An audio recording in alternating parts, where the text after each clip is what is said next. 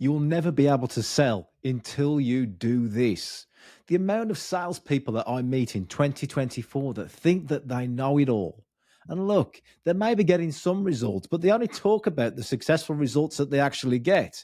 So I'm going to give today 5 rules that every salesperson should be mastering, or at least thinking about, before they go into any sales situation. So, what are the 5 rules?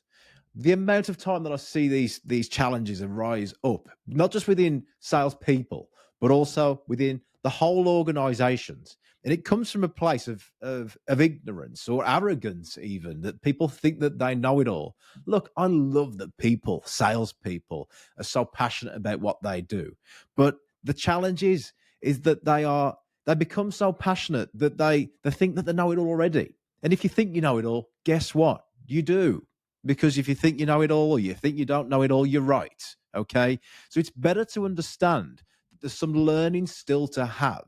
Because if you're open to learning, then guess what?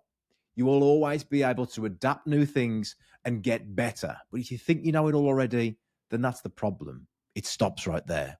So let's dive straight in. Number one of the top things that I see salespeople doing all the time is that they make it about them. Stop making it about you. The customer does not care about you and how great your sales are and how much of a effing closer you are. I've promised not to swear on this video. They don't care. People don't care about how great you are. In fact, being less great actually gets you more sales. Look at the scientific studies on vulnerability. Yeah. Being more vulnerable allows you to get more sales.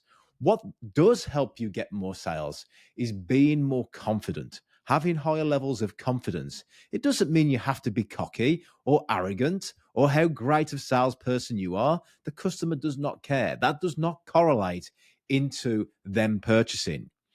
Their confidence in you as a salesperson does, however, because you always need to be able to deliver so that they can trust that you will get that result. And that trust comes from 3 things: trust in the product, trust in you, and trust in the company to deliver it. If that trust is there, then they have confidence.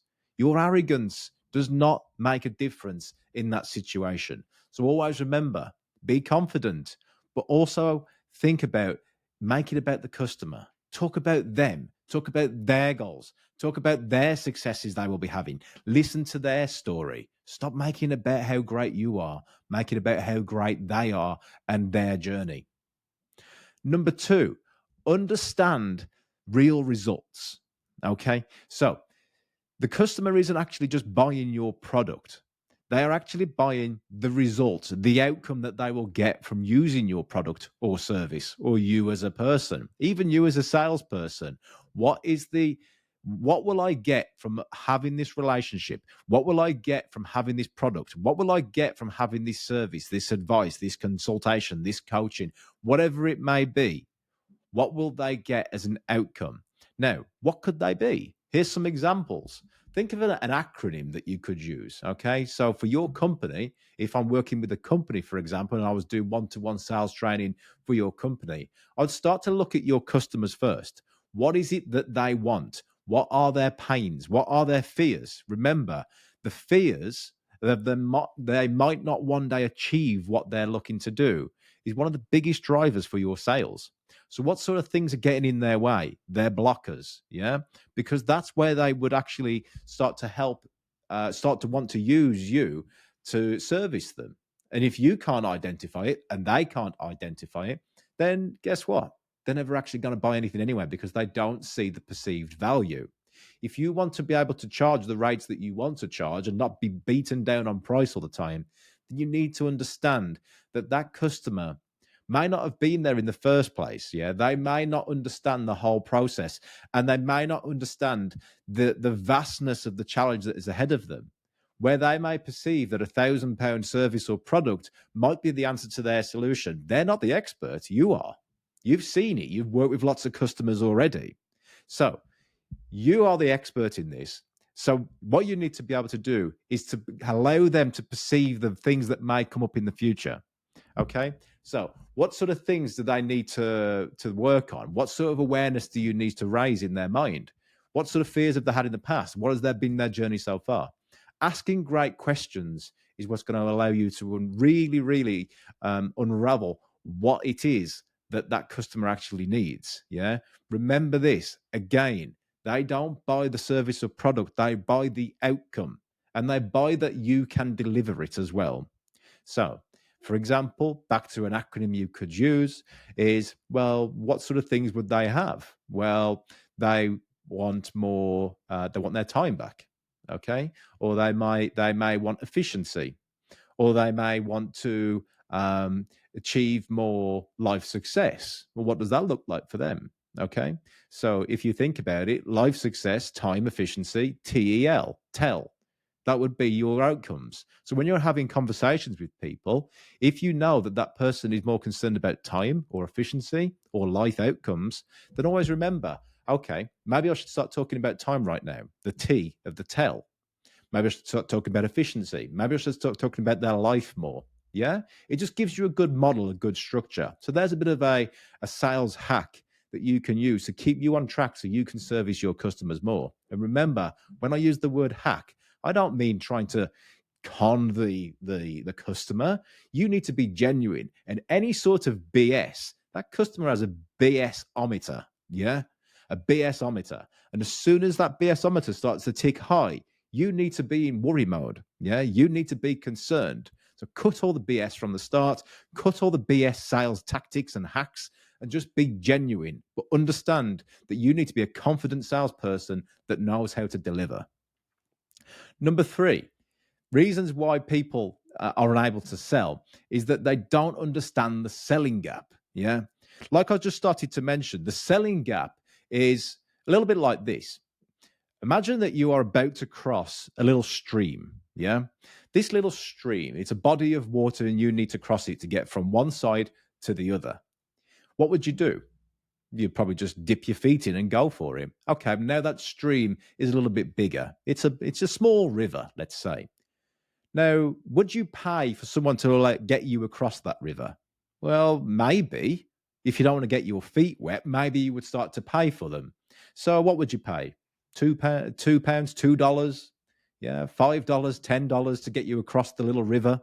Okay, maybe, maybe not. Now, let me tell you that this river is now getting deeper. It's getting into a raging river, and you need to get across that other side of the river because there is $1,000 on the other side of it. What would you pay for that? Would you pay $100 to stay dry and get across this river to get $1,000? Well, you're going to get $1,000 at the end of it. So you're going to get $900 for spending $100. So you may as well. Or you can get your feet wet and get your clothes wet. And you might get, a few fish attack you. It's not even that much of a threat, really. But here's the problem. That river has now got crocodiles in. Okay. So what's the likelihood you're really going to step into that river now when it's got crocodiles in? So you have to get a boat now. So the $100 to get across the river is actually sounding a lot more better, and you'd get another $1,000 at the end of it. So the profit you'll make is $900. Now, it's not just a river. Imagine this. You are on the side of a huge cliff, and there's a river at the bottom of that cliff, and there's another cliff to climb on the other side. Now, this is like the sales journey, isn't it? When a customer actually goes out there thinking that they can do it themselves, and they just go for the cheapest price, well, they're going to have to try and go through all these pitfalls on their own. Now, the cheapest price isn't making them aware of all the pitfalls that they will get to get the end product. Now, if the end product is a treasure chest full of $1,000, okay, maybe it's not even worth it anymore. But what about if it's full of $10,000, $100,000, $1 million? What about if it wasn't even dollars at all? What about if it was getting their time back? Remember, if you want to sell to wealthy people, what you do is that you do the same thing of the same value, but a lot faster, because time is money for wealthy people that are scaling. They are thinking about scaling. So you've just created a bigger problem. How are you going to get down the one side of the cliff? How are you going to get across this river full of crocodiles? How are you going to get up the other side of the cliff? Well, I'll tell you what, for £10,000, or $10,000, I will build you a bridge. I will build you a bridge, and you can cross it as many times as you want, and you can reap the rewards, and all your team can reap the rewards on the other side of that cliff. forever. Doesn't sound too bad now to do for $10,000 to get £1 million or $1 million a year, does it? You see, what I've done is I've told you, I've painted a picture. I've allowed you to visualize what it's like to get past that challenge. And a lot of salespeople aren't doing this. They're just going, hey, do you want to buy a boat to cross a river? Do you want to buy a bridge? They're not even looking at the whole situation. Now, that situation of the cliff and the river and the other cliff to get across, you need to understand what those challenges are for your customer. And without understanding it, then guess what? You're never going to be able to sell. Or you will be able to sell, but the selling will be in their hands. And guess what they're looking for? The cheaper price, the cheaper price, the cheaper price, because they don't understand the value of what you can deliver yet. So your communication is going to be key here, and you'll be surprised the amount of salespeople that don't understand that selling gap. So number 3, master the art of understanding the selling gap. Number 4, most salespeople don't know that they should be handling the objection before the objection even comes up. What does that mean? Well, the amount of sales trainers that you may see on social media, YouTube, Instagram, and I know you might be watching this on YouTube right now or listening to it on Spotify, but the amount of salespeople that think, I'm just going to go and pitch to somebody, I will make a lot of statements, and then at the end of it, when they start to say things back to me, I will make another statement, and then that will close them. Okay, it may work, but it's not effective, and it's not scalable.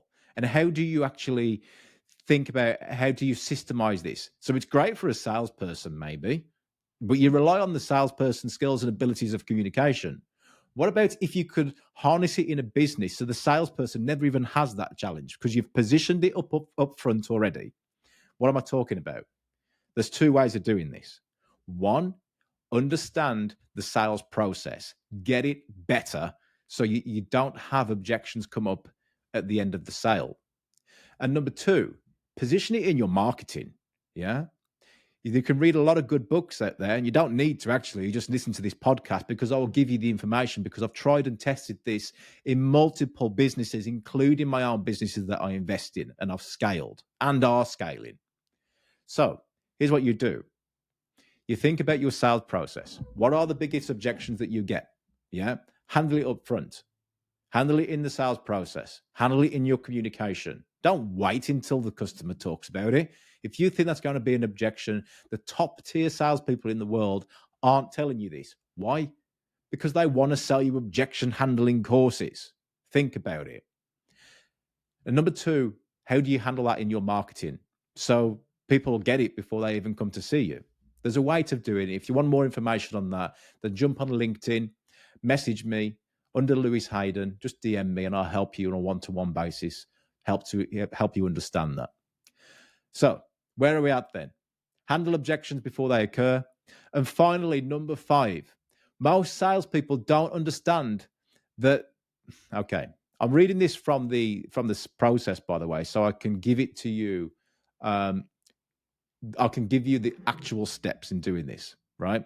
Now, a lot of people don't do that prep work. Yeah, I'm very vulnerable with this. I'm telling you that I've prepped this video before this. I don't just wing it. And I don't just wing the sales processes either. Yeah, everything I do is on purpose, just like I was speaking about with the objection handling. So you don't need to just wing it. You need to show that you have prepared, and the customer needs to see that you have prepared. Nobody wants to buy from somebody who is winging it. So people buy from people that they trust will deliver the outcome that they're looking for. And that may be through a service, a product, and the company. They look for those 3 things. Can this company deliver, and do I trust them to deliver the result that I'm after? Not the product.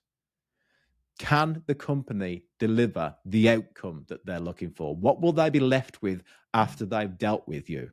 That's what they're looking to buy. So are they confident? Do they trust that the company can deliver it? Do they trust that the service or product you're selling can deliver it? And most of all, do they trust you, the salesperson, is the person that can deliver it as well? And by delivery, I don't mean Amazon delivery. I mean, actually, can you do what you say you're going to do? So to sum all that up as point 5, prove it.